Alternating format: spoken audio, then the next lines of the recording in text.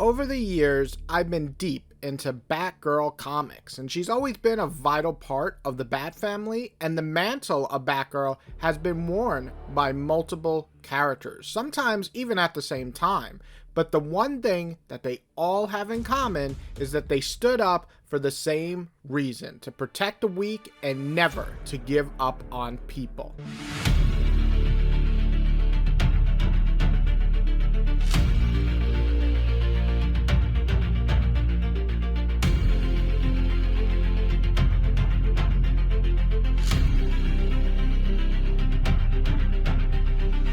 Now, while I was researching this to fill in the gaps and catch up on any missing issues, I came across something that completely blew my fucking mind. Let me hit you with a question here, and no cheating, do not Google this.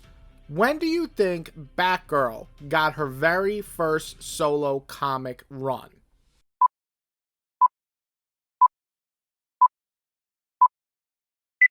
Now that I've given you a few seconds to guess, if you guessed anything before the year 2000, you would be dead wrong. Barbara Gordon, the OG Batgirl, made her first appearance in Detective Comics 359, and that's back in like the late 60s. So you'd think with decades of history, she would have had her own series by, I don't know, the 70s, 80s. Hey, how about the 90s? Nope. Her first ongoing solo run did not happen till April of 2000. Over 30 freaking years later. And it's not even Barbara Gordon who becomes Batgirl in this run. So if she didn't get her own title till the year 2000, what was Batgirl doing all this time? Well, she was around. Barbara appeared in a ton of Batman and Detective comic issues, usually as a side character. She kicked ass, sure, but always in someone else's book. And then came 1988, The Killing Joke. Now, Alan Moore dropped this infamous comic, and in it, Joker shoots Barbara Gordon, paralyzing her and changing her life forever. But Barbara Gordon didn't quit. Instead, she became Oracle, basically a tech user who would join the Birds of Prey on the outside. She would get all the information, she used all her computer and all her knowledge to help them fight. So it was pretty cool, and I'll cover Birds of Prey in a separate video, but I honestly loved her as Oracle just as much as Batgirl, or maybe even a little bit more if I'm being honest. But back to Batgirl number 1 in April 2000, the person under that mask wasn't Barbara Gordon, it was Cassandra Cain. And she was introduced during No Man's Land, a massive Batman event that shook Gotham to its core. And Cassandra is a former child assassin turned 17-year-old vigilante the time her series begins, and she picks up the mantle and ran with it. And let me just tell you this, she ran hard.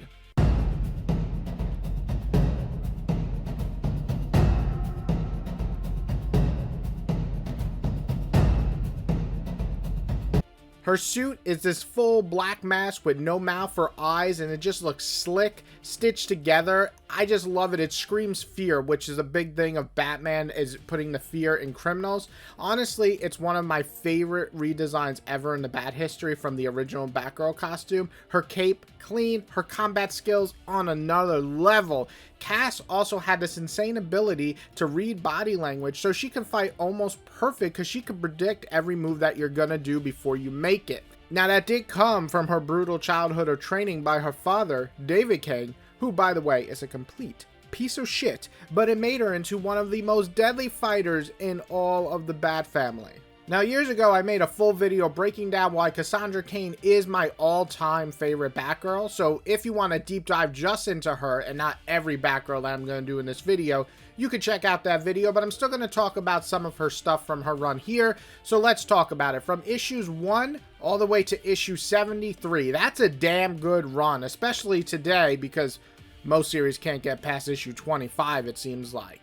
Early in the series, it focuses heavily on Cassandra learning to be a hero. She's living with Barbara, she's following Bruce's guidelines, and she's trying to figure out how to actually function in a city like Gotham. And here's the twist, Cass was never taught how to really speak, like at all, so her brain was wired from childhood to fight, not talk, so she struggles to even form basic sentences, but she can kill a man in 2 hits, so it's kind of a cool trade-off. Eventually, a metahuman unlocks her brain in the early issues, and this is the first time she gains the ability to almost process language. She can understand people now, but it comes at a massive cost. She loses her ability to read body language, the very thing that makes her a top-tier fighter.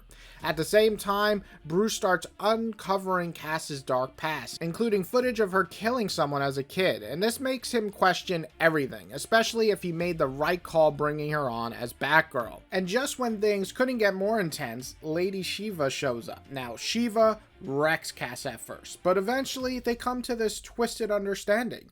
Shiva offers to restore Cass's ability, but in return, Cass must fight her to the death 1 year from the moment she restores her ability. Now, Cass agrees, but knowing full well she's not going to kill anyone ever again. So it's basically the clock is ticking and this shadow of doom and death is just right over her at all times, making for an intense 1 year gap. But after that, we do shift gears, and what I really like about this Batgirl run is that we start getting into these one-shot territory where honestly we just get more stories focused on Cass and her room to grow, to reflect on her past and become this new person. So I like that the beginning gives us like this nice long overarching storyline, but then in the middle of the run we get a lot of really good one-shots. And the heart of the next dozen or so issues is Cassandra Cain dealing with her internal struggle. She's trying to become stronger, but not just physically, more emotionally. The guilt of killing someone as a child weighs very heavily on her. And because she can read body language so fluently, she felt the person's fear and terror when she killed them. So it's something that haunts her and adds a very heavily emotional layer to her journey as a hero. Now, a lot of one-shots here focus on her trying to right her wrongs, and there's some really standout moments, like stopping a drug dealer when a young boy hopes that Batgirl can save his dad, only to realize that his dad is actually the bad guy. So her words to him are words to herself, when she basically says, he's bad, but you're not. So it really hits home because not just for the boy, but Cass herself. This is just a powerful moment that really stuck out for me because it's a character accepting her own past and knowing it's not her fault. There's also a really fun team up with Robin, aka Tim Drake at the time, which is a nice breather. And then slowly as we progress through the next issues, we get back to Lady Shiva. Now, the eventual fight to the death, I think it absolutely lives up to the hype. It's brutal, it's emotional, it's executed perfectly in my opinion, with a conclusion that makes it one of my favorite superhero battles ever. I think the hand-to-hand will always be the type of fights I love the most, and as you're listening to me talk, you can see that this fight is pretty much all hand-to-hand against two fighters who are some of the best in hand-to-hand combat, and it definitely was worth the wait. Now, the last chunk of Kelly Puckett's run, who's the original writer on this run, really gets bogged down in crossovers because we get the Bruce Wayne fugitive arc that does some good. It actually pushes Cass again to the growth of her character. She never doubts Bruce for a second, or Batman at least, because if he could kill, what the hell does that mean for her and all the trauma that she's dragging behind? So I really like that. I thought it was a solid tie-in and really some solid moments of Cass refusing to crumble and showing her drive to protect the family that she has found and made now. And in between the crossovers, there's some really good issues. Some of my favorite are just Cass figuring out how she fits in with people. Stephanie Brown becomes her go-to bestie, and they fight together, they bond, and honestly, they start feeling like sisters, which is dope to see. And Bab steps into, again, like a big sister slash mom role, grounding Cass even more. Mixing in with Cass just trying to live somewhat of a normal life, it's just refreshing as hell to see a character who's been through so much trying to be normal. That said, during this initial run, you do get some weaker moments that sneak in. Mostly the tie-overs with like Green Arrow, which are just, in my opinion, not good and really not worth reading. And I think those really hurt the overall flow of the final part of this run. But thankfully, we do get some bangers, like Cass's father coming back and she has to deal with that emotional tornado. It's not easy for her, but it's a powerful as hell moment for her. Kelly's run doesn't crash and burn, but let's be real, it kind of just ends flat, which is a shame considering how damn strong the beginning was. But credit where it's due. He built Cassandra Cain from the ground up, he gave her a voice, a soul, and now it was time for the next team to pick it up. Then Dylan Horrocks steps in, and I gotta be honest, The first couple of issues, no, didn't hit. Cass felt off, like weirdly out of sync. She suddenly was pushing back hard against Bruce right after they became super close. And then she's on this, like, I don't know, cruise ship or something in the second issue. And it's just weird. It has this very, like, girl energy that just didn't vibe with me at all. But thankfully, around issue 41, Dylan finally finds her voice, and once it does, I gotta say, it clicks pretty damn hard. The Superboy issue, it's goddamn great. It's not only cute to see these two characters together, but it's a killer showcase of showing two young heroes feeling like outcasts, trying to figure out where they belong. You know, that's kind of what we read these comics for. It's heartfelt, it's awkward in the best way possible, and it grows both Cass and Connor in a big way. I just love this issue. I don't know why, it just really stuck with me. And then we hit kind of a long stretch with about 10 to 12 issues, and these are mostly one-shots. Cass mostly crime fighting, trying to prove herself, but it's actually really good shit. And by now, Cass isn't afraid to call Batman on his bullshit.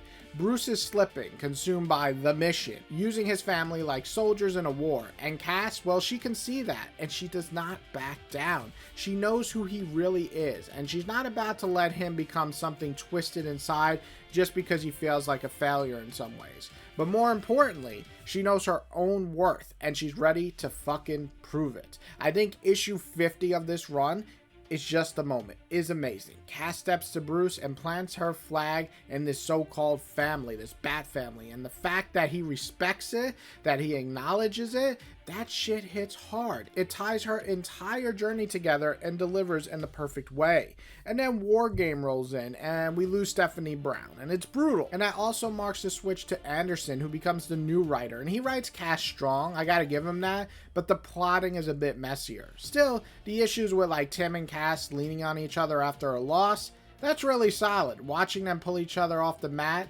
after fighting a good fight, I love that dynamic. Then she heads to Bloodhaven trying to carve her own identity. Nightwing's gone, the city needs a protector, and Cass steps up, and it just works. It pushes her even further away from Bruce's shadows, which was overdue at this point, and become her own person. And then we wrap up the solo run with the reveal of her mother, and yeah, we already knew that. But damn, it still lands hard because it's a gut punch for Cass, and at this point, we're loving Cass, even though she's still dealing with all that baggage. And there is a 6-part miniseries that comes in between this and the next run, and after that god-awful like Titans Ends mess where they actually made Cassandra bad, this just feels like a wall of exposition, like a redemption arc, but it's clunky as hell. I did like the final issue. I thought it was a decent send-off after 70 plus issues, but the road to get there, it's rough. No lie there. But that's it. That ties up Cassandra Cain's entire run as Batgirl up to this point. But do not stress. After Cassandra Cain, we get a brand new Batgirl, and she's coming in hot, and she's freshly resurrected. Stephanie Brown, aka Spoiler, was part of the Bat family way before she even put on the Batgirl costume. Actually, she was Robin's love interest for most of the 90s, back when things were messy and complicated as hell, but after proving herself over and over again, she actually became Robin for a bit with Batman. That's pretty cool, right? She was like the first mainline Robin. We're not going to talk about Carrie because she's Elseworld. Of course, in true Gotham fashion, her time as Robin ended in tragedy. Beaten to death by Black Mask in one of the most brutal, gut-wrenching, messed up deaths in comics. But, as often as it comes, she comes right back, resurrected or never died. And when she does, she picks up the mantle of Batgirl. Now, taking over for Cassandra Cain, that's a big job, and it's no easy job. But honestly, I gotta say, Steph holds her own. She does a pretty good job, for the most part anyway. Now, replacing my favorite Batgirl wasn't exactly something I was excited about. But see, Stephanie isn't as sharp as Babs or insanely skilled as Cass, but what she does have is grit. She never gives up. Not ever. Right from the jump, in those first few issues, she's working with Cass, learning from her, soaking it all in because she wants to be great. But she starts to realize to be Batgirl, she has to do it her own way, not copy someone else's way, which makes her different. And her first big fight, well, it's against Scarecrow, and he absolutely just wrecks her at first. He's stronger, he's more experienced, he's a creepy as hell villain, just in general, but she drags herself back up, kicking, swinging. She doesn't just fight him. She fights through her own trauma, her own worth here, her father's legacy, who he is a villain, her father. So the pressure of carving out her own identity, it's not just fists and kicks. It's mental, it's emotional, it's real. What makes Stephanie such a great character is that she has this whole other side to her. Her dad is a villain, the Clue Master, a total loser, by the way. He's just terrible. And she wants to be nothing like him. She wants to walk a better path, make her mom proud. But at the same time, she keeps her superhero life a secret. That dual life adds a nice balance, dealing with school, friends, growing up, living with her mother, while also being a mass vigilante trying to clean up Gotham. It felt grounded. Like, yeah, she's a hero, but she's also just a normal girl trying to figure it all out.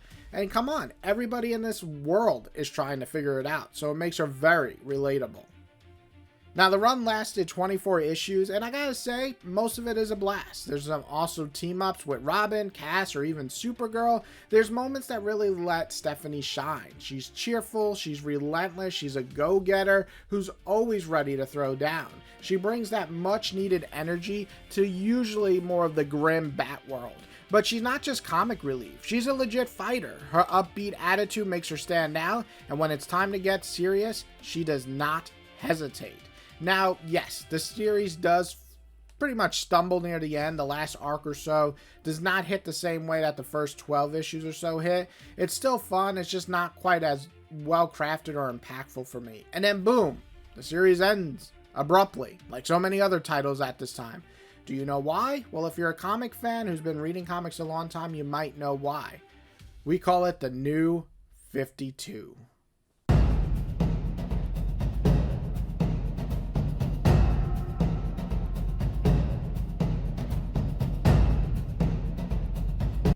So we're going to dive headfirst into the New 52 era of Batgirl. Now, for those who might be scratching their heads, what does New 52 mean? Back in 2012, DC Comics decided to hit the reset button on the entire comic book universe. And the New 52 essentially wiped the slate clean, relaunching all their titles from scratch. And yes, Batgirl was part of that shift. Instead of continuing legacies of Cassandra Cain or Stephanie Brown, we saw the return of Barbara Gordon to the Batgirl mantle. Now, this isn't wide-eyed teenager Barbara that we first meet. This is Barbara post the Killing Joke. So, in this universe, she was still shot by the Joker, became paralyzed, and then, you know, through the wonders of comic book logic, regained the use of her legs. The execution and the return was, well, to put it mildly, clunky. But honestly, I don't really put any blame on Gail Simone for that. She was navigating editorial mandates and delivering what she was asked to do. So Babs was back with the cow. And let me be clear, this isn't a slight against Barbara Gordon as Batgirl. She's a formidable warrior. She has sharp wit, a certain quirky, weird charm, and yeah, let's be real, she's a compelling character. However, I had grown deeply invested to Cassandra Cain's journey and Stephanie's evolution into the role, and not to mention, I loved Barbara's groundbreaking work as Oracle, a powerful, disabled hero. Spotlight on her in Birds of Prey. I mean, why? So seeing that progression roll back, I have to be honest, was a pretty big disappointment. That being said, thankfully, Gail Simone's writing on this run is pretty damn good. We begin with Barbara grappling with self-doubt, but this isn't the self-doubt stemming from like Cassandra Cain brutally killing someone in her upbringing or Stephanie's struggle to find her place. Barbara was already an established crime fighter and then retired due to what happened, and now she's back in action. So she questions her ability to reclaim her former prowess. And immediately, we're thrown into a storyline where she must confront a villain defined by their vengeance and their deepest desires and failures. And it's mirroring.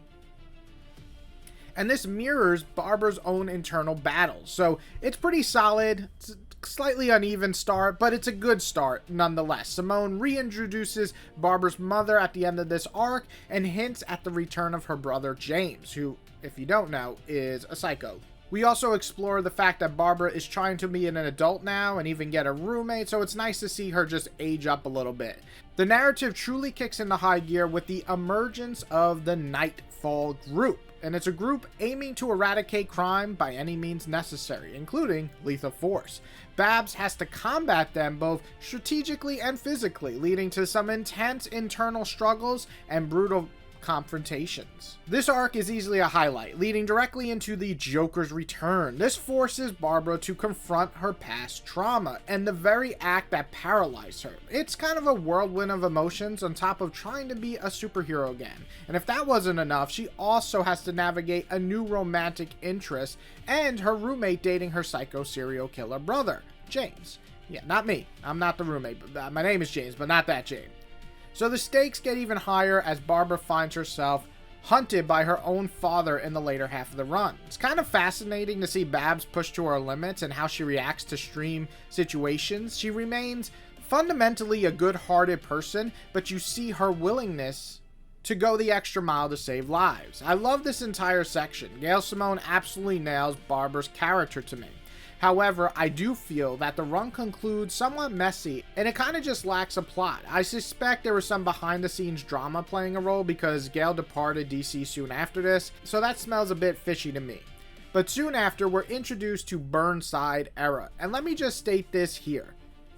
This shit ain't for me. It has a very young adult vibe, but if you've ever seen the show Girls on HBO, it's kind of got that feel, but aimed at teenagers instead of adults. Barbara's transformation from a badass crime fighter to a bubbly, over-enthusiastic cheerleader happens way too fast. The fight sequences lose their impact and become almost cartoonish as the run progresses. By the end of this very short stint, I was completely bored, and I gotta be honest, I cannot recommend this run to anybody. If anything, I would say go back and read Gail Simone's run, it's much better. It doesn't help that the writer now has a reputation for being a massive creep, which sadly taints anybody to actually enjoy this run before he became that. Overall, this Burnside era is easily skippable. You can just leave, because the jarring tonal shift from the Babs in Gail Simone's run is so insane that you could just forget this part of her history.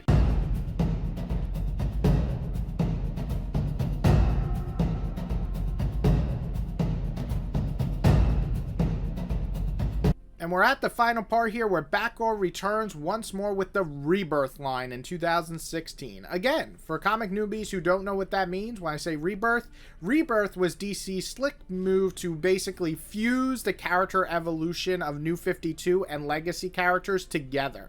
And it kind of gave us a fresh yet familiar blend. In this era, we get Batgirl Beyond Burnside. So this was penned by Hope Larson, and this is the initial arc that really kind of focused on giving a little bit of Burnside feel, so not too gritty, but it also gave a little bit of grit that felt kind of fusing the old school Batgirl with that Burnside feel. So I get what they were trying to do, and for the most part, I think she succeeded okay in the first arc. Thankfully, the third arc is where she really hits her stride. She's still rocking those kind of like bright colors, but it feels more grounded. And then the final arc, I think, is just kind of a fantastic flashback where they showcase Dick Grayson as Robin and Babs in her early day and as their partners and obviously lovers, which it just truly clicked here. I think the chemistry between the two characters is absolutely perfect. They felt like lovers, sure, but even more importantly, they felt like friends. Friends out there doing justice, saving lives, and being lovers. It beautifully illustrated the motivations of young heroes and the blossoming romance between Babs and Dick. So to me, that was pure magic. It was cute as hell and delivered on almost every level for me. Soon after, Margaret Scott, I believe that's how you say her name, took the reins of Batgirl, and it's pretty solid. I ain't gonna lie. I felt like it had a more standard, dependable Batgirl adventure feel to it. I did dig a lot of aspects of it, especially the annual that focused on Barbara and her brother James. That fractured connection that resonated really well with me, especially if you have siblings, you can get where they're coming from. I'm not saying I understand a serial killer's point of view, but I do like that these siblings do look out for each other despite all the horrible things that one of them did. And watching them try to navigate James's actions was tough, but compelling. Beyond that, we get tangled with a few villains. One dude named Grotesque literally turns people into living art. So think Muse from Daredevil. It's kind of fun, kind of creepy. It's a nice little villain there. I wasn't feeling, though, Batgirl's initial Rebirth costume. On this run, it was much better. It kind of has this gray look that looks a lot more like the OG suit that Barbara used to rock back in the original, like, 60s and 70s. So I really enjoyed the overall look of her costume then. Sadly, this entire run crashes and burns with another new writer coming on with some seriously weak stories. To make matters worse, we go to crossover hell with Joker War, which is not the greatest, but the tie-ins are even worse. But let's talk about the worst event in DC in a long time, Year of the Villain, which I'm just going to say it straight out. Straight up sucks balls. And not for just Batgirl, but pretty much the damn entire DC line for me. But it hit Batgirl particularly hard because she did jack shit except get her ass handed to her over and over and over again during this. And it showed zero character growth thanks to these damn crossovers. So yeah, unfortunately, this run just ended as a massive turd. Then, like a beacon of hope, it was announced that Batgirls was returning. You heard that right, plural, with the S at the end. Both Cass and Stephanie making their glorious comeback to the mainline Batgirl book. Sign me up. Nope, I'm just joking. This shit was a major disappointment. The run was penned by Becky Cloonan and her hubby. And listen, I like her a lot, but she completely misses the mark. Or maybe her husband. I'm not too sure who wrote these characters, but either way, all the character development built over the years, thrown out the window. Stephanie's fourth wall breaking isn't clever or amusing. It's just a bad version of Deadpool, and the Cassandra here feels like a shadow of her former badass self in a fight. These zany adventures feel like watered down, futuristic Burnside garbage. I'm betting this was originally meant to be a future set title because they were going through like everybody's going into the future, but that was canceled once one of the head editorial people in DC was fired. But we're talking garbage dialogue, butchered characterization, truly awful villains, and the art that's all over the place. Sometimes it's fun and dynamic, other times it's confusing, messy, and what the fuck is happening on this page? For me, this has to be the most gut-wrenching disappointment in comics, maybe of all time, or at least one of them. I was so hyped for my girl's return, and instead, I got this.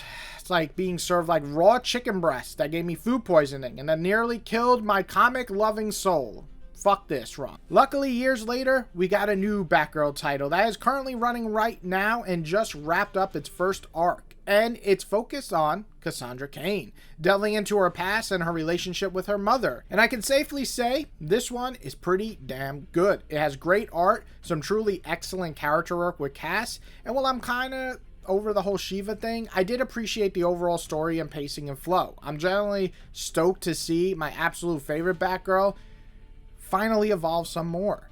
And that, my friends, sums up our journey through the Batgirl comics, covering pretty much every single issue on the mainline series in 25 years. We had some truly great stuff like Batgirl Stellar start in the 2000s, pretty much all the way to 2012. There were some dips here or there, but I thought overall that's the best time with Batgirl, delivering just quality stories. And then we navigate with some mixed bags with New 52, really strong beginning and middle, not so good ending at all. And then some decent, but sadly, ultimately forgettable Rebirth titles, and some downright atrocious stuff like Batgirls. But thankfully, it seems like we're back on solid ground with the newest Batgirl title, just kicking ass and crime fighting. And I sincerely hope that we continue to get Batgirl titles forever, because more often than not, they're a blast. Even the stinkers, thankfully, do not stick around for too long. So long live Batgirl. All three of them, I mean, because I love them all.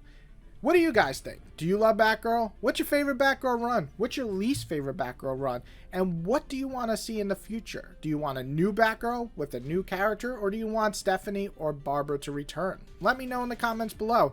If you enjoyed this video, as always, please hit the like button. If you love it, hit the subscribe button. And I hope you guys all have a wonderful comic